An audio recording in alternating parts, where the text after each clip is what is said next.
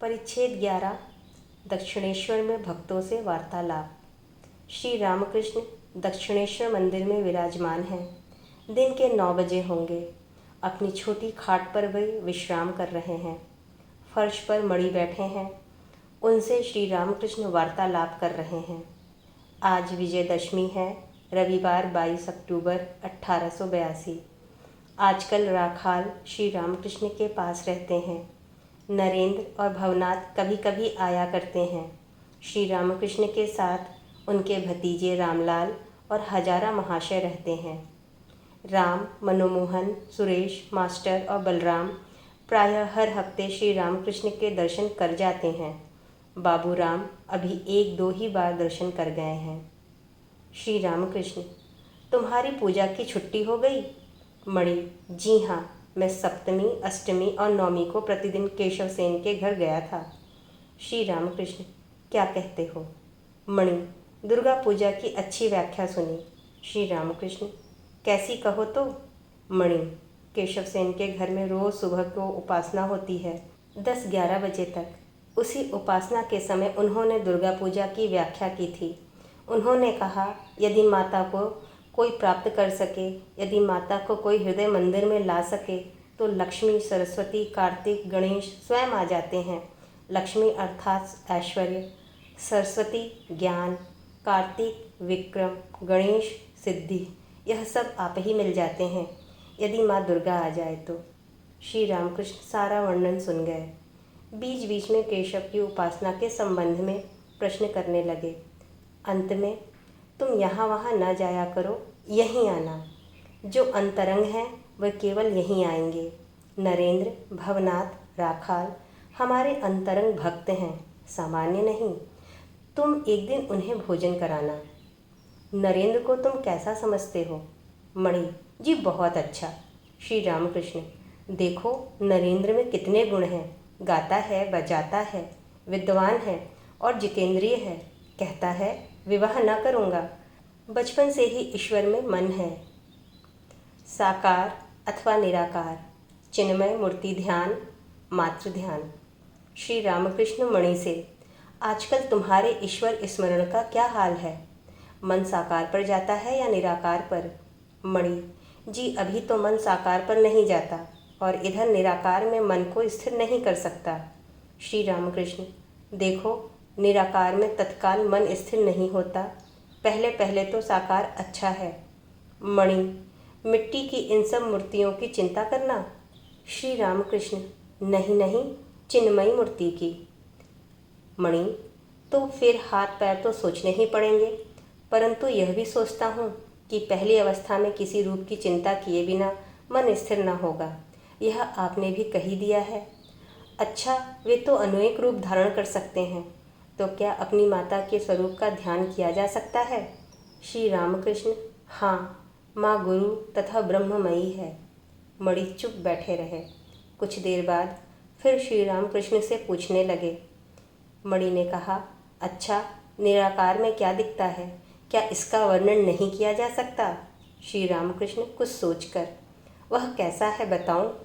यह कहकर श्री रामकृष्ण कुछ देर चुप बैठे रहे। फिर साकार और निराकार दर्शन में कैसा अनुभव होता है, इस संबंध की एक बात कह दी और फिर चुप हो रहे। श्री रामकृष्ण ने कहा, देखो इसको ठीक ठीक समझने के लिए साधना चाहिए। यदि घर के भीतर के रत्न देखना चाहते हो और लेना चाहते हो तो मेहनत करके कुंजी लाकर दरवाजे का ताला खोलो और रत्न निकालो। नहीं तो घर में ताला लगा हुआ है और द्वार पर खड़े हुए सोच रहे हो, लो हमने दरवाज़ा खोला, संदूक का ताला तोड़ा, अब यह रत्न निकाल रहे हैं। सिर्फ खड़े खड़े सोचने से काम न चलेगा, साधना करनी चाहिए। अनंत श्री रामकृष्ण तथा अनंत ईश्वर सभी मार्ग हैं। श्री वृंदावन दर्शन, ज्ञानी तथा अवतारवाद। श्री रामकृष्ण ज्ञानी निराकार का चिंतन करते हैं, वे अवतार नहीं मानते। अर्जुन ने श्री कृष्ण की स्तुति में कहा, तुम पूर्ण ब्रह्म हो। श्री कृष्ण ने अर्जुन से कहा कि आओ देखो यह पूर्ण ब्रह्म है या नहीं। यह कहकर श्री कृष्ण अर्जुन को एक जगह ले गए और पूछा, तुम क्या देखते हो? अर्जुन ने बोला, मैं एक बड़ा पेड़ देख रहा हूँ जिसमें जामुन के गुच्छे फल लगे हैं। श्री कृष्ण ने कहा कि और भी पास जाकर देखो, वे काले फल नहीं, गुच्छे के गुच्छे अनगिनत कृष्ण फले हुए हैं, मुझ जैसे। अर्थात उस पूर्ण ब्रह्म रूपी वृक्ष से करोड़ों अवतार होते हैं और चले जाते हैं। कबीरदास का रुख निराकार की ओर था। श्री कृष्ण की चर्चा होती थी तो कबीरदास कहते थे, उसे क्या भजूं, गोपियाँ तालियाँ पीटती थीं और वह बंदर की तरह नाचता था हंसते हुए। मैं साकारवादियों के निकट साकार हूँ और निराकारवादियों के निकट निराकार। मणि हंसकर, जिनकी बात हो रही है वे ईश्वर जैसे अनंत हैं, आप भी वैसे ही अनंत हैं, आपका अंत नहीं मिलता।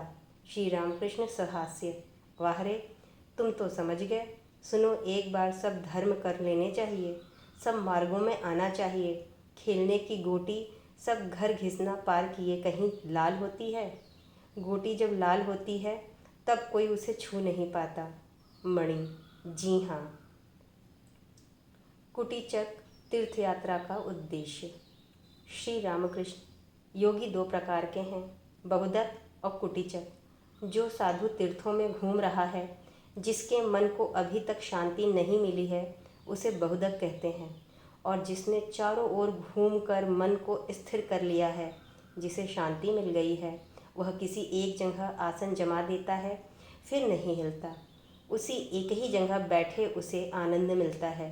उसे तीर्थ जाने की कोई आवश्यकता नहीं। यदि वह तीर्थ जाए तो केवल उद्दीपना के लिए जाता है। मुझे एक बार सब धर्म करने पड़े थे, हिंदू, मुसलमान, क्रिस्तान, इधर शाक्त, वैष्णव, वेदांत, इन सब रास्तों से ही आना पड़ा है। ईश्वर वही है, उन्हीं की ओर सब चल रहे हैं, भिन्न भिन्न मार्गों से। तीर्थ करने गया तो कभी कभी बड़ी तकलीफ होती थी। काशी में मथुर बाबू आदि के साथ राजा बाबुओं की बैठक में गया।